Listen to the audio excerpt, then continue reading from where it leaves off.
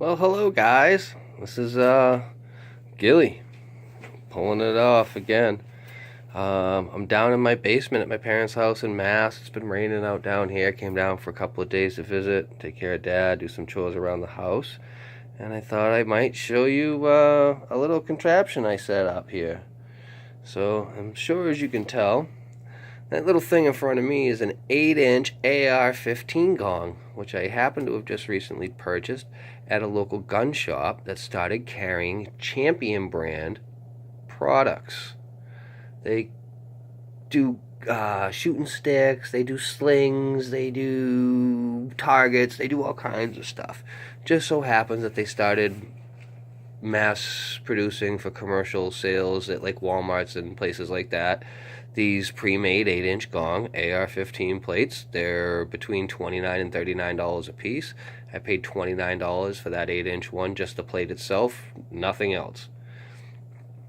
I know you can get 4 inches for $4 and $5. You can get them for 16 or 20 or something like that. But this was just walk into a commercial place, grab it off the shelf, and buy it, which I thought was awesome. No waiting, no anything.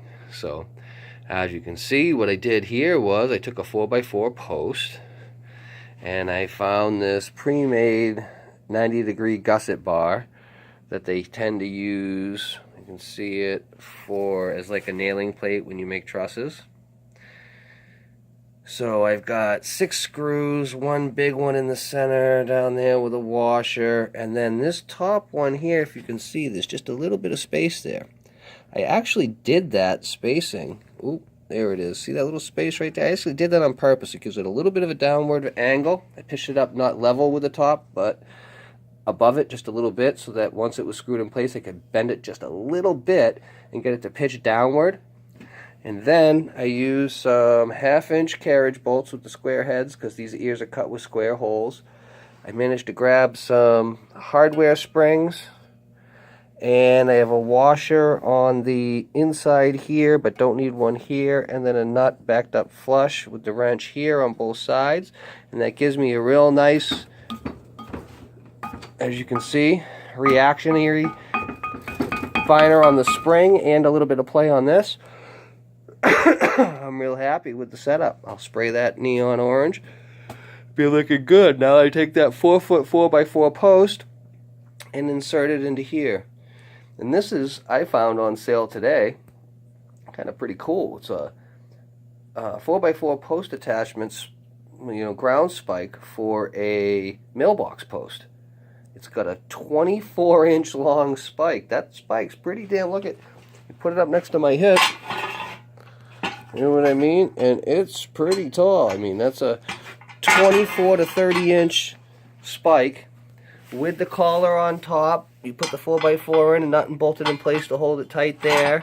And then on the top, it's got a big old monster bolt in the center there to make this thing straight and line up, depending if you get it in the ground a little crooked or something. It gives you some room for adjustment with these 2 round collars so you can plumb it, which I thought was kind of cool too.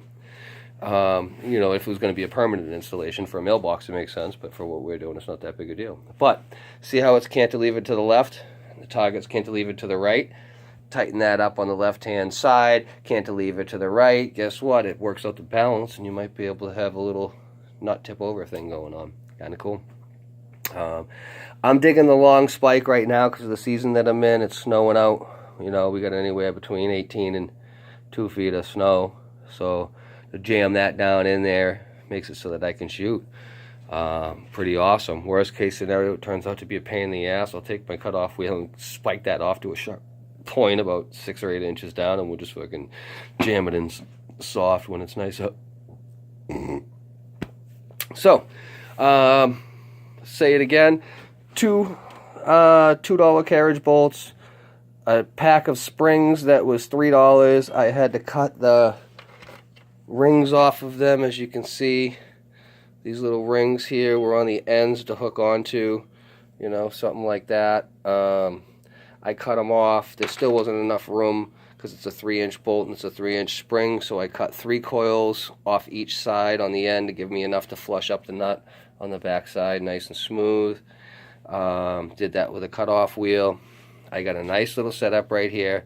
This whole thing, this bracket, the 2 springs, 2 carriage bolts, 2 nuts, 2 washers, and the spike cost me $26 at Home Depot. I bought the plate for $29, so for $60 I got a nice heavy duty movable target that I can put any place on a range, take with me, put in my truck, and always have a steel ringer to get positive feedback on. So I'm really excited about that. This is video number 1 of 2, because obviously I'm going to paint this up, get it bright orange, put it out to some yardage of some sort, and shoot the shit out of it with some of my cool guns so you guys can see that. And we'll go there and see how it works reactively with everything else we got going on. And then let's see what else we got for videos coming up. Oh, I just bought my first Go camera. I got a little cheap, inexpensive Vivitar $29 action camera at Walmart. It's got a rechargeable battery, USB charged. I thought that was really cool. Little, shockproof, waterproof case with a mounting for a bipod or camera pod, tripod or something like that. A helmet cam, a bicycle handlebar cam mount. $29. It's nothing heavy duty. It isn't too rugged, but it came with a bunch of different mounts. Get onto the base of a tripod and get you making videos. So hopefully no more of these half-assed, phone videos that I've been making lately. And if you look over there, look at that great big tall box. I wonder what's inside that. What do gun owners own that come in great big long tall boxes? I don't know. That could be the unveiling and unboxing of a new used shotgun. Is it really? It might be. We don't know. We'll find out soon. I'm going to shut this down in just a minute. Now that I did my Target video, come back. I'm going to do an unboxing of something inside this wonderful little gray tin cardboard box. I wonder what the mystery inside it is. We'll find out soon. Back to you soon. Peace and hair grease, hippies. Always keep your muzzle pointed in a safe direction. Keep on shooting rounds downrange.